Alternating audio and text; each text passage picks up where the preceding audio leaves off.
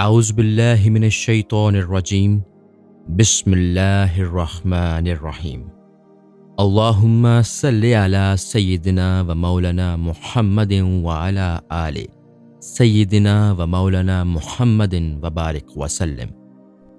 باب نمبر 81۔ حضرت ابو اسحاق ابراہیم بن احمد خواص رحمۃ اللہ علیہ کے حالات و مناقب۔ تعارف۔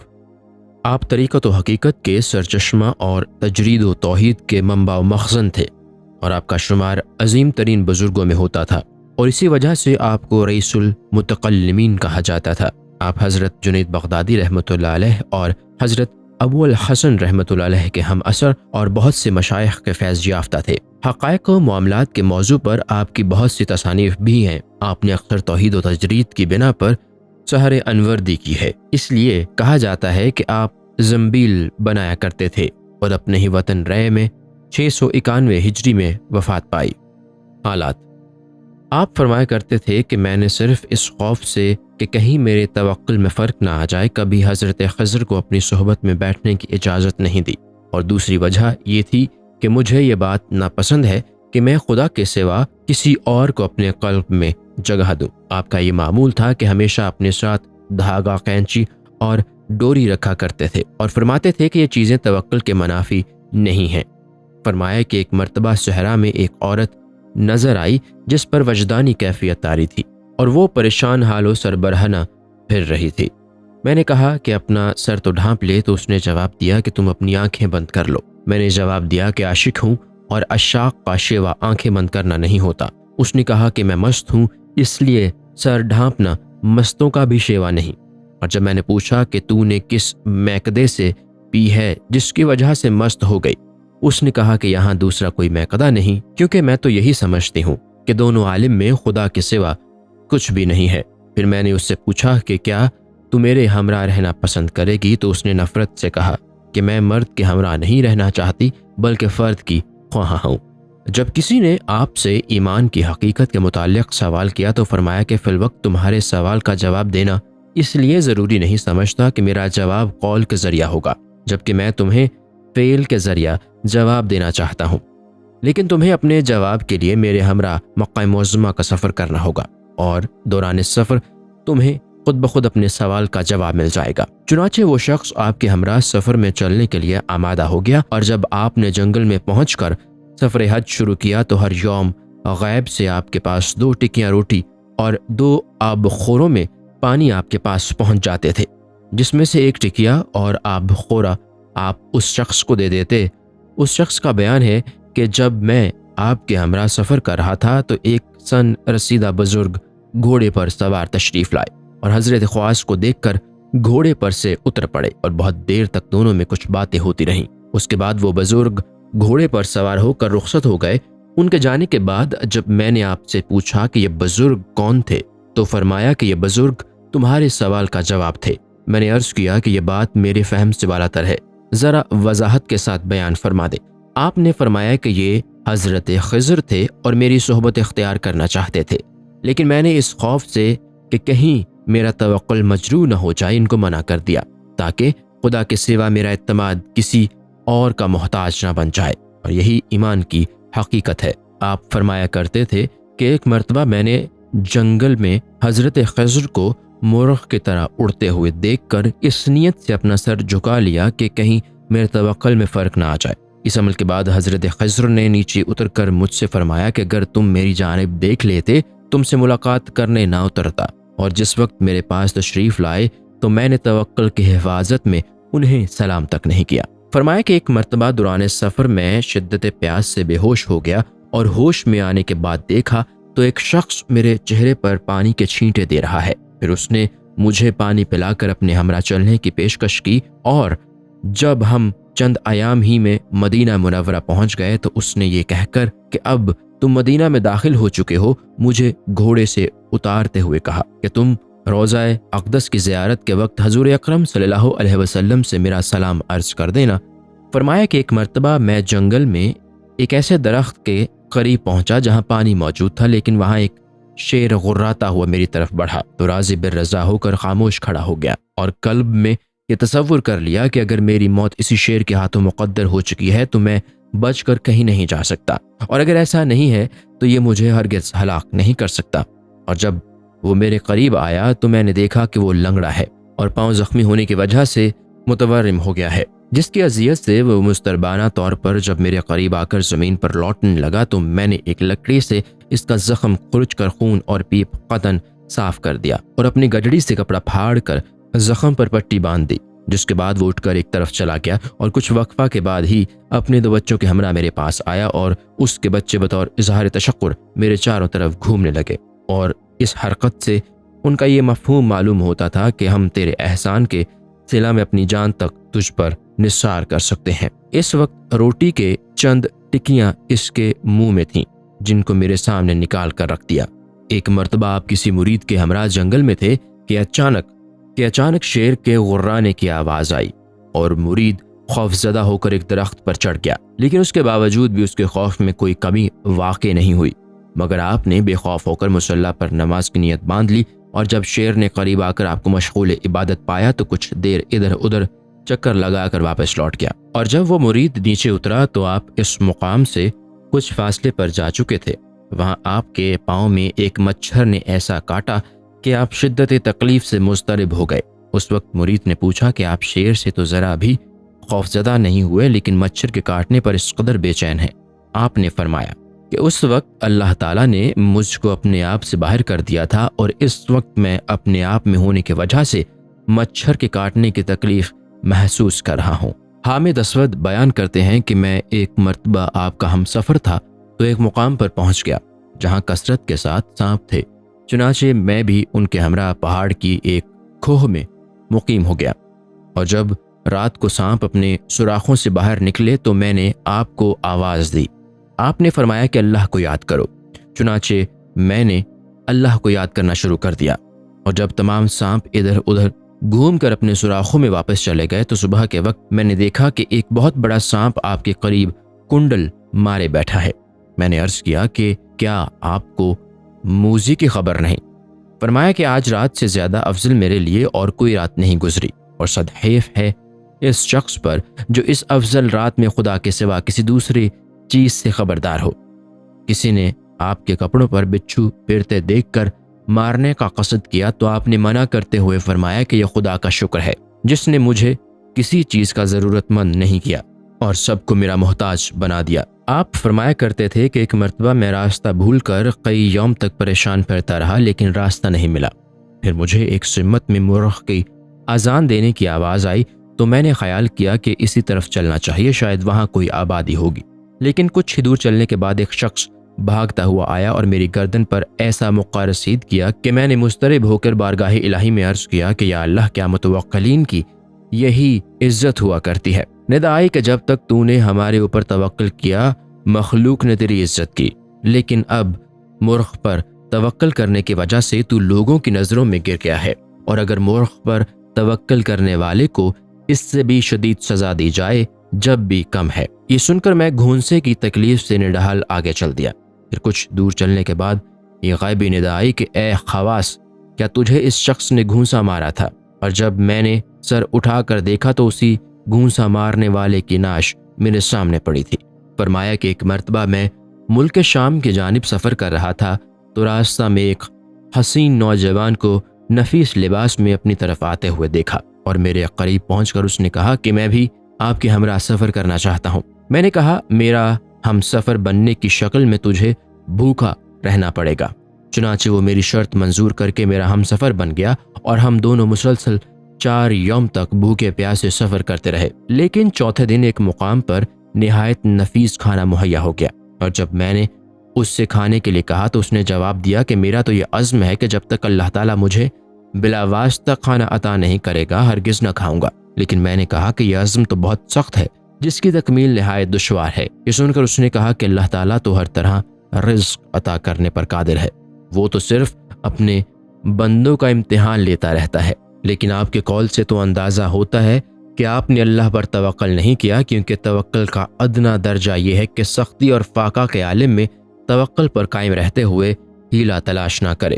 فرمایا کہ ایک مرتبہ میں صحرا میں توکل علی اللہ کیے ہوئے چل رہا تھا کہ دور سے ایک آتش پرست نوجوان نے میرا نام لے کر سلام کرتے ہوئے کہا کہ آپ اجازت دے دیں تو میں بھی آپ کا ہم سفر بن جاؤں۔ میں نے کہا کہ جہاں میں جانا چاہتا ہوں وہاں تمہارا گزارا نہیں ہو سکتا، لیکن اس نے کہا کہ میں ہر شے سے بے پرواہ ہو کر آپ کے ہمراہ چلوں گا تاکہ کچھ نہ کچھ فیض مجھ کو بھی حاصل ہو جائے۔ یہ کہہ کر وہ میرے ہمراہ ایک ہفتہ سفر کرتا رہا، لیکن 8ویں دن کہنے لگا کہ اپنے خدا سے کھانے کے لیے کچھ طلب فرمائیے کیونکہ میں بھوک سے نڈال ہو چکا ہوں۔ اس کی استدعا پر میں نے یہ دعا کی کہ اے اللہ، اپنے حبیب کے تصدق میں مجھے اس آتش پرست کے سامنے ندامت سے بچا لے۔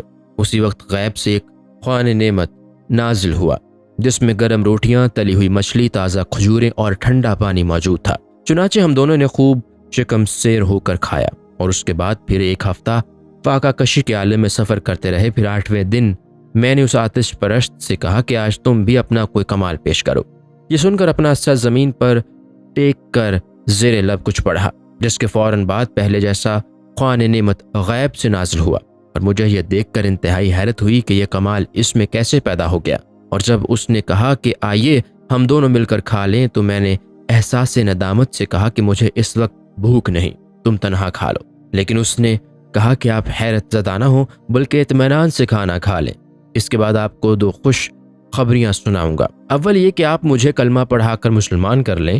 وہ اسی وقت صدق دلی سے کلمہ پڑھ کر مسلمان ہو گیا۔ اور دوسری خوشخبری یہ تھی کہ جس وقت آپ نے مجھ سے کمال پیش کرنے کے لیے کہا تو میں نے یہ دعا کی کہ اللہ اس بزرگ کے صدقہ میں مجھے ندامت سے بچا لے۔ چنانچہ یہ جو کچھ بھی ہوا ہے اس میں میرے کمال کو قطعاً دخل نہیں۔ پھر ہم دونوں کھانا کھا کر مکہ معظمہ کی جانب روانہ ہو گئے اور وہاں پہنچ کر جوان کعبہ کا مجاور بن گیا۔ فرمایا کہ ایک مرتبہ میں جنگل میں راستہ بھول گیا تو ایک شخص نے نمودار ہو کر مجھے سلام کرنے کے بعد کہا میرے ہمراہ چلو گے تو راستہ مل جائے گا۔ چنانچہ چند قدم چلنے کے بعد ہی وہ غائب ہو گیا، اور جب میں نے غور سے دیکھا تو واقعی میں صحیح راستے پر پہنچ گیا، اور اس کے بعد سے نہ تو کبھی راستہ بھولا نہ کبھی بھوک پیاس محسوس ہوئی۔ فرمایا کہ ایک مرتبہ رات کو میرا ایسے صحرا میں گزر ہوا جہاں اچانک شیر میرے سامنے آ گیا اور میں اس کو دیکھ کر پریشان ہو گیا۔ یکایک ندائے غیبی سنائی دی کہ پریشان مت ہو کیونکہ تیرے تحفظ کے لیے 7000 ملائکہ ہر وقت تیرے ساتھ رہتے ہیں۔ پھر فرمایا کہ جنگل میں مجھے ایک شخص نظر آیا، اور جب میں نے پوچھا کہ اس قدر طویل سفر کے باوجود نہ تو تمہارے پاس زیادہ راہ ہے اور نہ سواری کا کوئی انتظام، اس نے کہا کہ میری جماعت کا ہر فرد تمہاری ہی طرح بے توشہ و سواری سفر کرتا ہے۔ اور جب میں نے اس سے سوال کیا کہ توکل کس کو کہتے ہیں تو اس نے جواب دیا کہ صرف خدا سے ہی طلب کرنے کا نام توکل ہے۔ کسی درویش نے آپ سے استدعا کی کہ مجھے آپ کے ہمراہ رہنے کی خواہش ہے۔ آپ نے فرمایا کہ میں اس شرط کے ساتھ تمہیں اپنے ہمراہ رکھ سکتا ہوں کہ ہم میں سے ایک حاکم بن جائے اور دوسرا محکوم، تاکہ راستہ کے تمام امور بہتر طریق سے انجام پا سکیں۔ درویش نے عرض کیا کہ آپ حاکم بن جائیں اور میں محکوم۔ چنانچہ اس شرط کے ساتھ دونوں نے سفر شروع کر دیا، لیکن پہلی ہی منزل پر آپ نے درویش سے فرمایا کہ تم ٹھہرو، میں پانی لے کر آتا ہوں۔ اس کے بعد پھر آپ نے خود ہی اپنے ہاتھ سے آگ جلائی۔ غرضے کے پورے سفر کے تمام امور آپ نے خود ہی انجام دیے اور درویش سے کوئی کام نہیں لیا۔ اگر وہ کسی کام کا قصد بھی کرتا تو آپ منع فرماتے تھے، اور جب درویش بہت زیادہ مضر ہوا تو آپ نے فرمایا کہ تم نے مجھے حاکم بنایا ہے، لہٰذا بحیثیت محکوم تمہیں میرا ہر حکم تسلیم کرنا پڑے گا۔ اس درویش کا بیان ہے کہ ایک مرتبہ راستے میں رات کے وقت شدید بارش شروع ہو گئی تو آپ نے اپنی چادر شامیانے کی طرح میرے سن پر تان کر کھڑے ہو گئے اور پوری رات اسی طرح کھڑے رہے۔ چنانچہ رات ختم ہونے پر میں نے عرض کیا کہ آپ حاکم کے حکم کی مخالفت کیوں کر رہے ہیں؟ تو فرمایا کہ یہ بات نہیں بلکہ حکم سے سرتابی اس وقت تصور کی جا سکتی ہے جب میں تم سے اپنی خدمت کے لیے کہوں، جبکہ محکوم ہونے کی وجہ سے تمہاری خدمت کرنا میرا فرض ہے۔ آخر مکہ معظمہ تک آپ کا یہی معمول تھا، لیکن وہاں پہنچنے کے بعد میں نے آپ کی معیت ترک کر دی۔ پھر منی میں آپ نے مجھے دیکھ کر فرمایا کہ اللہ تعالیٰ تمہیں بھی میری ہی طرح دوستوں سے حسن سلوک کرنے کا موقع عطا فرمائے۔ پھر فرمایا کہ ایک مرتبہ میں شام کے گرد و نواح میں گھوم رہا تھا تو ایک جگہ ترش انار کے بہت سے درخت نظر آئے، لیکن میں نے طبیعت چاہنے کے باوجود ترشی کے خوف سے ایک دانہ بھی زبان پر نہیں رکھا۔ پھر آگے چل کر ایک لنجا اور ٹنڈا شخص جس کے جسم میں کیڑے پڑے ہوئے تھے نظر آیا، اور میں نے ازراہ ترحم اس سے کہا کہ اگر تم چاہو تو میں تمہاری صحت یابی کے لیے دعا کروں، لیکن اس نے منع کر دیا۔ اور جب میں نے پوچھا کہ تم دعا کے لیے کیوں منع کرتے ہو تو اس نے جواب دیا کہ عافیت تو مجھے پسند ہے، لہٰذا میں نے اسی کی پسند کو اپنے لیے پسند کیا ہے۔ پھر میں نے اس سے کہا کہ اگر تم اجازت دو تو میں تمہارے جسم پر سے مکھیاں وغیرہ اڑا دوں، جس کے جواب میں اس نے کہا کہ پہلے اپنے قلب میں سے شیریں انار کی خواہش نکال دو، اس کے بعد میری صحت یابی کی جانب توجہ دینا۔ اور جب میں نے اس سے پوچھا کہ تم نے یہ کیسے سمجھ لیا کہ میرے قلب میں شیریں انار کی خواہش ہے، تو اس نے جواب دیا کہ خدا شناس پر خدا تعالیٰ ہر شے واضح کر دیتا ہے۔ پھر جب میں نے سوال کیا کہ کیا تمہیں اپنے جسم کے کیڑوں مکوڑوں سے اذیت محسوس نہیں ہوتی، تو اس نے جواب دیا کہ یہ سب اللہ کے حکم ہی سے میرے جسم کو اذیت پہنچاتے ہیں، اس لیے مجھے کوئی تکلیف محسوس نہیں ہوتی۔ پھر فرمایا کہ ایک مرتبہ میں نے جنگل میں ایک شخص کو دیکھ کر دریافت کیا کہ کہاں سے آ رہے ہو، تو اس نے بتایا ساغون سے۔ اور جب میں نے پوچھا کہ کہاں کا قصد ہے تو اس نے بتایا کہ مکہ معظمہ کا۔ پھر میں نے سوال کیا کہ وہاں کیوں جا رہے ہو، تو اس نے جواب دیا کہ آب زمزم سے ہاتھ دھونے جا رہا ہوں، کیونکہ میں نے اپنی والدہ کو اپنے ہاتھ سے لقمہ بنا کر کھانا کھلایا ہے، جس کی وجہ سے میرے ہاتھ بھر گئے ہیں۔ پھر میں نے پوچھا وہاں سے واپسی کب ہوگی، تو اس نے کہا کہ شام تک گھر واپس جاؤں گا، اس لیے کہ مجھے والدہ کا بستر بچھانا ہے۔ یہ کہہ کر وہ نظروں سے غائب ہو گیا۔ فرمایا کہ ایک مرتبہ لوگوں نے مجھے یہ اطلاع دی کہ ایک راہب روم کے قلیصہ میں 70 سال سے گوشہ نشین ہے، اور جب میں روم میں اس قلیصہ کے قریب پہنچا تو اس راہب نے دریچہ سے سر نکال کر کہا کہ اے ابراہیم، تم یہاں کیا لینے آئے ہو؟ میں راہب نہیں ہوں، بلکہ اپنے نفس کی جس نے کتے کی شکل اختیار کر لی ہے نگرانی کرتا ہوں، اور اس کو مخلوق کے شر سے محفوظ رکھنا چاہتا ہوں۔ یہ سن کر میں نے دعا کی کہ اے اللہ، اس گمراہی کے باوجود اس راہب کو ہدایت فرما دے۔ پھر اس راہب نے کہا کہ مردوں کی جستجو میں تم کب تک پھرتے رہو گے؟ جا کر خود کو تلاش کرو، اور جب تم اپنے آپ کو پالو تو اپنے نفس کی نگرانی کرو، کیونکہ خواہشات نفسانی دن میں 360 قسم کے لباس الوہیت تبدیل کر کے بندے کو گمراہی کے گڑھے میں دھکیل دیتی ہیں۔ فرمایا کہ ایک مرتبہ صحرا میں مجھے شدت بھوک محسوس ہوئی تو ایک بدو نے نمودار ہو کر کہا، اے پیٹو شخص، بھوک کی خواہش توکل کے منافی ہے۔ فرمایا کہ ہر لمحہ خدا سے یہ دعا کرتا ہوں کہ مجھے دنیا ہی میں حیات جادواں عطا کر دے تاکہ میں سدا تیری عبادت کرتا رہوں، اور جب اہل جنت میں پہنچ کر وہاں کی نعمتوں میں مشغولیت کے بعد اللہ کو فراموش کر دیں تو میں اس وقت بھی مصائب دنیاوی کو فراموش کرتے ہوئے آداب شریعت کے ساتھ محل عبودیت میں مشغول رہتے ہوئے اللہ تعالیٰ کی ربوبیت کا ذکر کرتا رہوں۔ ارشادات۔ فرمایا کہ جس کو خدا تعالیٰ اس کی معرفت کے مطابق پہچان لیتا ہے، وہ شخص عہد وفا کو اپنے اوپر لازمی قرار دے دیتا ہے، اور صدق دلی سے خدا پر اعتماد کر کے اسی کی ذات کو اپنے لیے وجہ سکون و راحت بنا لیتا ہے۔ فرمایا کہ علم کی زیادتی سے عالم نہیں بنتا، بلکہ عالم وہ ہے جو اپنے علم کے مطابق عمل پیرا ہو کر اتباع سنت میں سرگرم عمل ہو، خواہ اس کا علم کتنا ہی قلیل کیوں نہ ہو۔ فرمایا کہ مکمل علم کا انحصار صرف ان 2 کلموں پر موقوف ہے۔ اول یہ کہ جس شے کا اللہ نے تمہیں مکلف بنایا ہے اس میں تکلیف برداشت نہ کرو۔ دوم، جو شے خدا نے تمہارے اوپر لازمی قرار دی ہے اس کی ادائیگی میں نہ تو کوتاہی کرو اور نہ اس کو ضائع ہونے دو۔